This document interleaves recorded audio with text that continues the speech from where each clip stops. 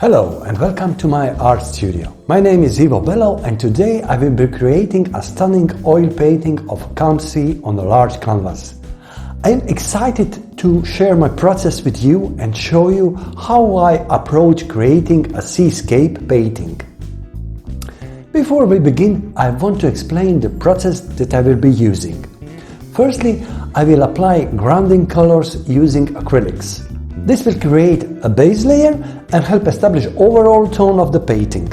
Once the acrylics have dried, I will then sketch the composition of the waves and reflections using oil colors. Lastly, I will add the details and highlights using oil medium and vivid colors. Now let's get started.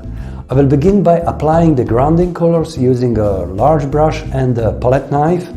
The colors I have chosen are a mix of blues, greens and whites to create a soft calming effect. I will apply the colors in broad, sweeping strokes to cover the entire canvas. Next, I will let the acrylics dry before moving on to the next step. This is important because it allows me to work on the oil layer without the color mixing or smudging.